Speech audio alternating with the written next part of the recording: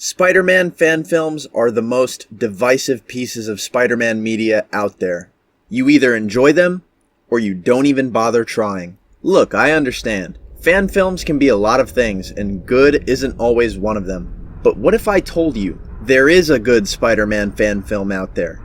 One that you might not have heard of, since its YouTube upload only has 23,000 views. A fan film with high-flying Dan-Poole-esque stunts. A fan film with great costumes for hero and villain alike. A self-aware fan film that doesn't take itself too seriously and wants you, the viewer, to have a good laugh. Let me tell you about Spider-Man: Attack of the Octopus.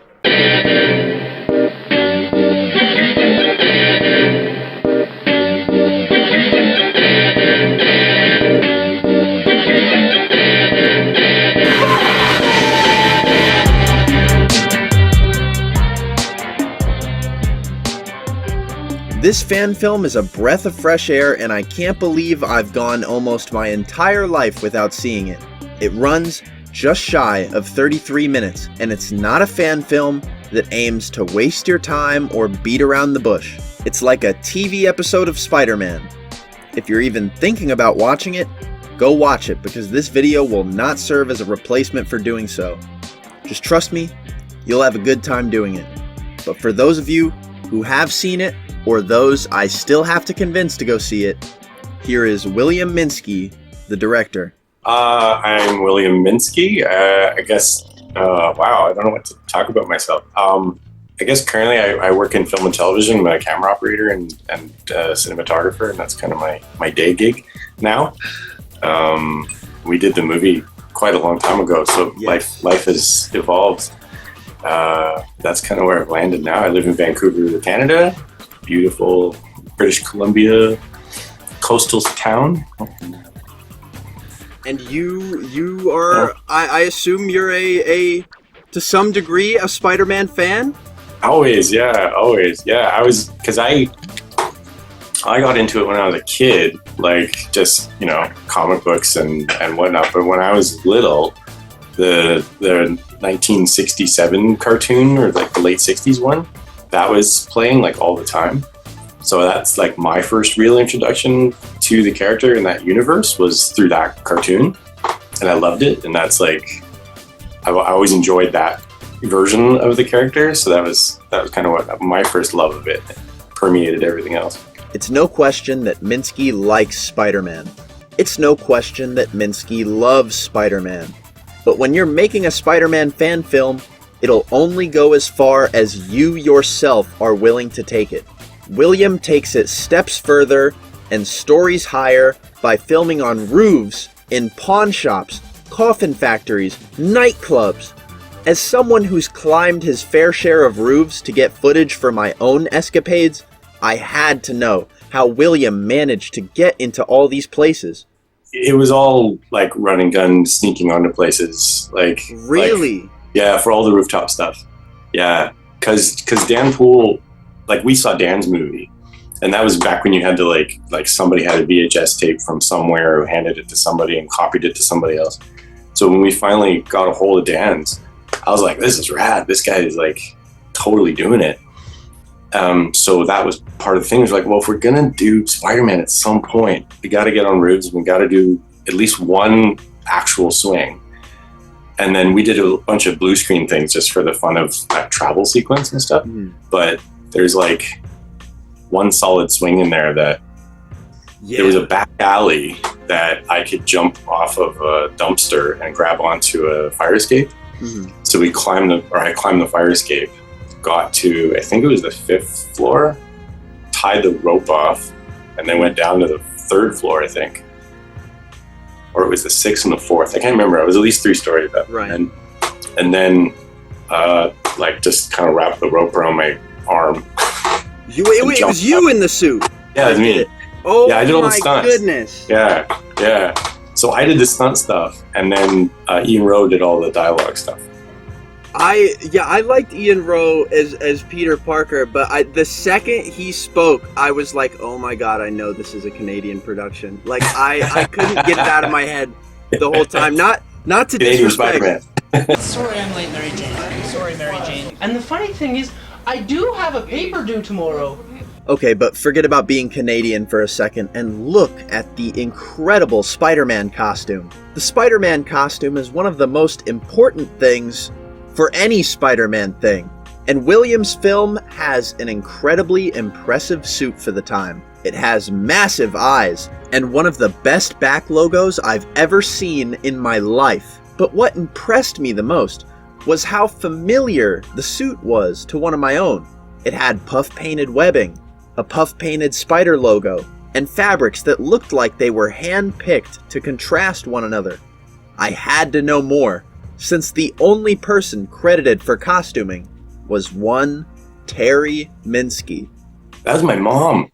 So we made 2 costumes, and one had more of a like a shinier material look to it, and then we made what we called the stunt one, and it was just a little flatter in the colors.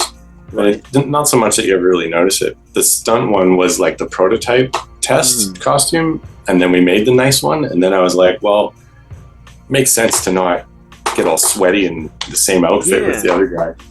So we just separated the 2 costumes basically. So he wore the hero one, and I wore the stunt one. But my mom was just awesome she can sew obviously and all that. And then, the hardest was like constantly going, okay, it's got to be tighter. The biggest one was taking in the crotch just constantly.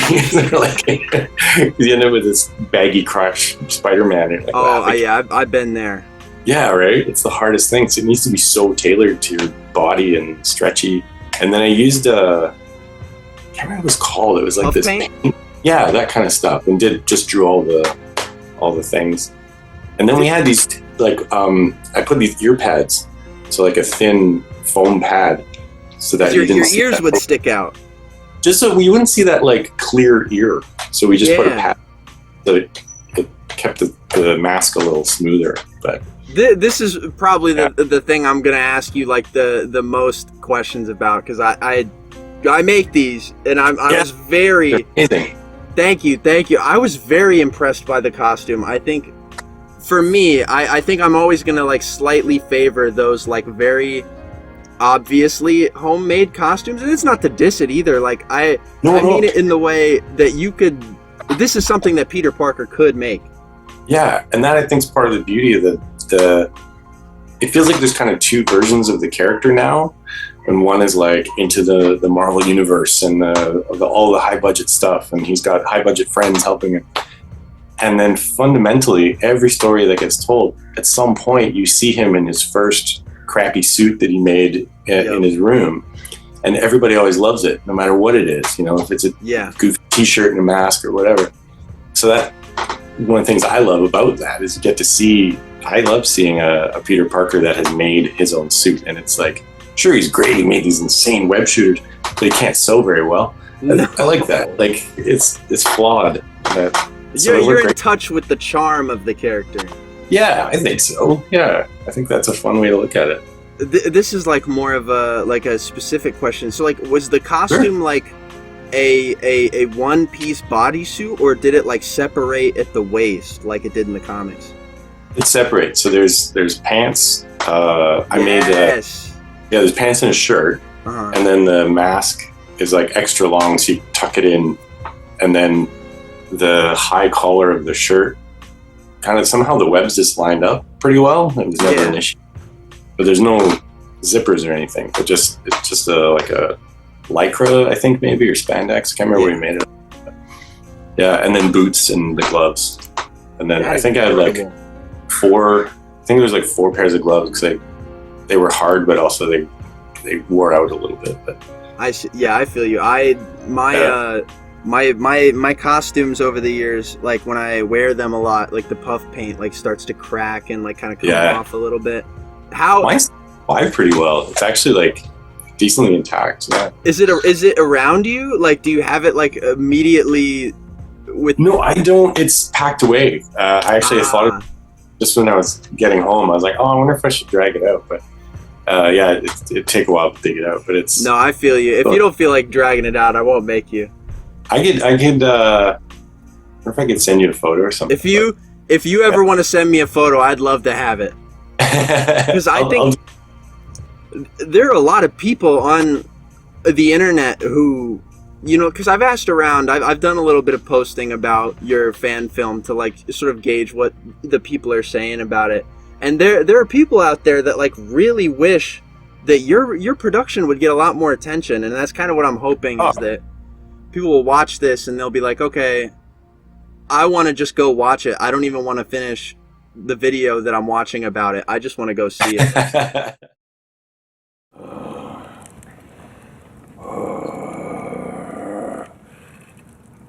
If I were a rich man, all day long I'd biddy biddy bum. If I were a wealthy man, I think one of the most impressive feats of Williams' production was Dr. Octopus. I bet you're probably confused as to why I'm showing you footage of Alfred Molina, but that's because I wanted to illustrate something to you that you might not have realized. There are puppeteers moving his arms, and sticks being used to move around the pincers. William didn't have to use Dr. Octopus, a character that would require 7 puppeteers to move around his arms. He could have settled for another villain like Venom or Shocker, or someone who just needs a fancy costume to look right. Hell, if he wanted to meet in the middle between effort and laziness, he could have just done the Scorpion, who might have only needed a puppeteer or 2 for his tail. But instead, William settled with Dr. Octopus, and I couldn't be happier that he did. I think one of the most impressive things about your fan film was the fact that it was made before the Sam Raimi movie, and you see a lot of those techniques that they used for Dr. Octopus's, like, because you know you had puppeteers for the Dr. Octopus arms. 7 of them, I believe, right? Like 7 people? I think at one point we might have had that many. I'm trying to remember. I think usually we have 4. Mm-hmm. And for some of it we ended up with 2, but it was all on fish line. So we had fish line to these, duck toes arms. So the fish line ran off these sticks, and then they would puppeteer it. So we needed to coordinate and kind of make a plan, and when it worked really, really well. But it was. Were you ever like unsure that you'd be able to pull that off? Oh yeah, like because when we first came up with it, I think it was. I remember having these like little tiny comic books, like they were short, and so the script was based off of one of those. And I really love the old cartoon, so we wanted to just kind of have that sense of fun to it. Yeah. And then Doc Ock is my favorite villain in the story. I just think he's super fascinating, and every version that they've done in everything, he always seems to work. Like the character just seems to work all the time. And it's interesting. So I was like, I just couldn't find a way to do it without that character. Like it's kind of my favorite character in the series. So pure labor of love, I see. Yeah, so it really just came from like let's do Doc Ock. How do we do Doc Ock? And then kind of just figured it out. And I knew a lot of theater nerds, so as we talked about it, I was like, well, could we make a puppet somehow? Mm-hmm. And that became the only way to do it, because we didn't have there was no way to do easy special effects to animate it. So it was like, just embrace the campiness of it and make it fun. Oh, yeah. But the arms aren't even the best part.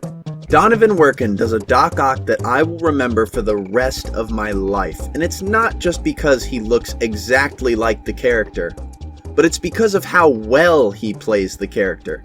He has some of the best lines in the whole film. Everybody needs a hobby. Yes, and after tonight, I will need a new hobby. Really? What was your old one, Doc? Killing you. What went into casting Doc Ock? It was pretty immediate. It's everyone in it, we're all friends. And at the time, I was doing a lot of live comedy shows in Edmonton. There was a show called Rapid Fire Theater. We were all kind of a part of this troupe. And Donovan Workin, who plays Doc Ock, he was kind of one of the older generation. Not that much older, right. But so we all very much looked up to him. And he's super funny and brilliant and very kind and clever.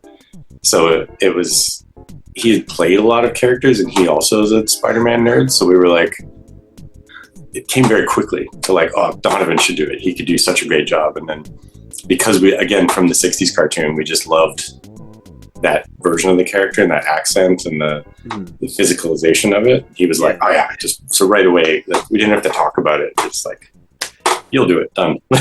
But this fan film isn't just about Spider-Man and Doc Ock as much as I hype those two up. It also has a lot of Peter's personal life involved, including Mary Jane Watson, who is played by Clarice Eckford. The whole film revolves around Peter just trying to get enough free time to be able to take her out on a date, but he can't because Spider-Man stuff keeps dragging him away. Hello? Oh, I must have called the wrong number. I was calling for Peter Parker and he's never home.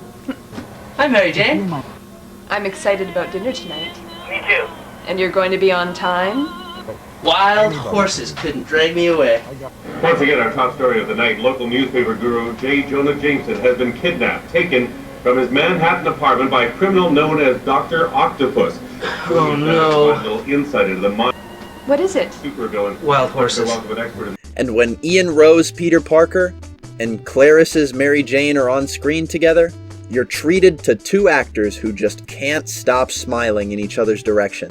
It's cheesy, but it works. I'd rather see cheese than two actors I don't believe like each other at all. The whole thing that Peter Parker's worried about when he's not wearing the incredibly awesome costume is Mary Jane. I have to ask you, was her hair that red? Or did she... Straight up wig. Yeah, that was I see. It was like a Halloween store wig. Because I just liked in the comics where there's such vibrant colors in certain things. And hilariously, Clarice, the girl who played Mary Jane, is a redhead. Mm-hmm. So she had reddish hair, but...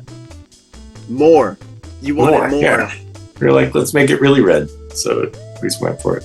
Was she excited to play Mary Jane? Was she into it? Or was she just like... Well, tell me about it. Well, she was we kind of had this group, and all of us were making different movies. Usually my movies, but that was kind of our team. So we were all close friends. So it was, I think, less kind of exciting for her to be Mary Jane than it was to go like, yeah, we get to do one of these movies. Mm-hmm. Like, because we did a bunch of stuff. We did like spy movies, and we did like murder mystery things. And so we got to like play around with a lot of genres. So I think usually when I would come to everybody and say, hey, I want to do this now, they would very quickly just go, yeah, well, I'm in. What do you want me to do? So I think that was probably for her the biggest joy, but she definitely knew all the characters. She was part of the, she's just another nerd like the rest of us. So hell yeah. Yeah. Parker! Where have you been? Yeah, that was Jeff Haslam. He made one of my favorite Jameson observations. We were doing something one day on set, and he was like, you know what it is about J. Jonah Jameson? He doesn't realize he's yelling. That's just how he talks. So from that point forward, all of those moments were so beautiful because he's not, in his mind, he's not freaking out and shouting. He's just talking like a normal person. It was like, made it super funny to me. We're like, what a great idea. You! What's your involvement in all of this? Saving your ungrateful life. I think something that can't go unaddressed was how much effort William put in to make this fan film a reality. Every Spider-Man fan project can only go as far as the creator is willing to take it. It can only have what the creator is willing to sacrifice for it, whether that be time, money, or the safety of its director. The Coffin Factory, again, was one of my friends.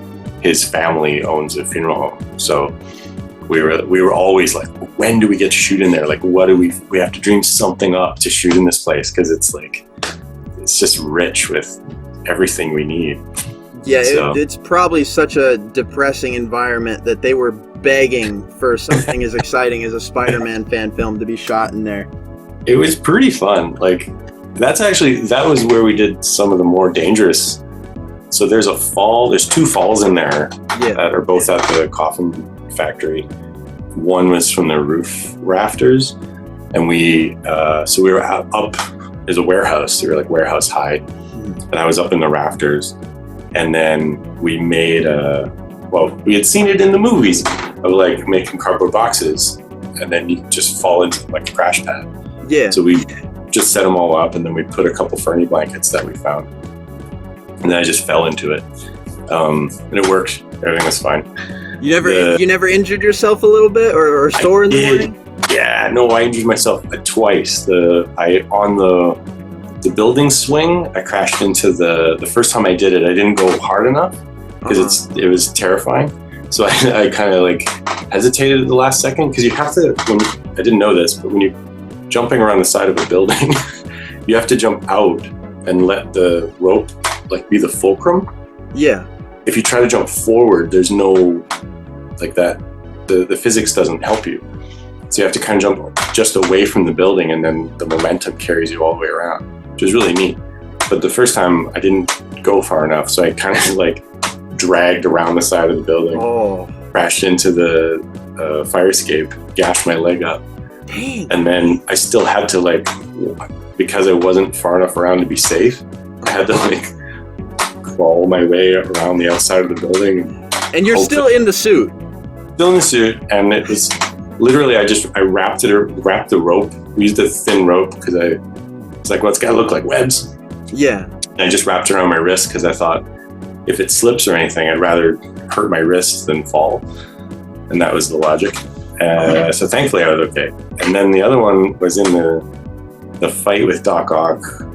I get thrown. The idea was that he throws me across the factory, and I bounced off the top of the bus and then fall between the two buses.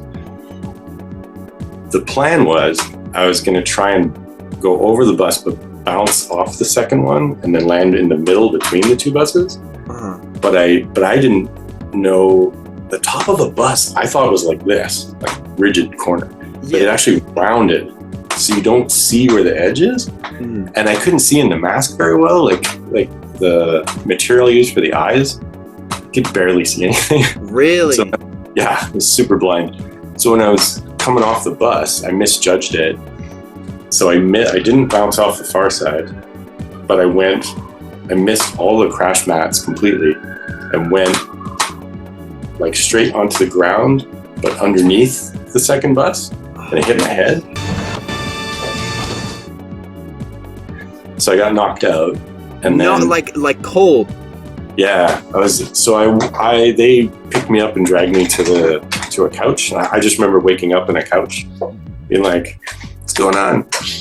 Honestly, I could sit here all day and glorify this 30-minute long piece of media, but I think there's nothing more rewarding than just watching it for yourself. If you've managed to get this far into the video without watching the fan film, you are missing out on something I know you would enjoy, because you're still watching this video for some reason. I just gotta say this one more time before I leave you, that what you made was probably one of the best pieces of Spider-Man media I've seen in my entire life. That's very kind. I love that. I love that project. I love doing it. I like that it still makes me smile, and I can watch it, and it's super cool anytime someone goes, "Hey, I saw that," or "It's fantastic, I really loved it." It's like, it's kind of why we did it, It's like we want to make other people smile with it's just fun. Well, I'll tell you what. I promise that when I make this video, people are gonna go watch it and they're gonna go leave comments telling you about everything they liked about it. So if you go back to that old upload when this video drops, and I'll give you fair notice beforehand. I'll even show you the video before it comes out. But once you look back at that video's comment section, you'll have a lot of stuff to read about people being overjoyed. I promise. Oh, that would be lovely. Well, William, I don't want to take any more of your time. It was a pleasure talking to you, and I would love to.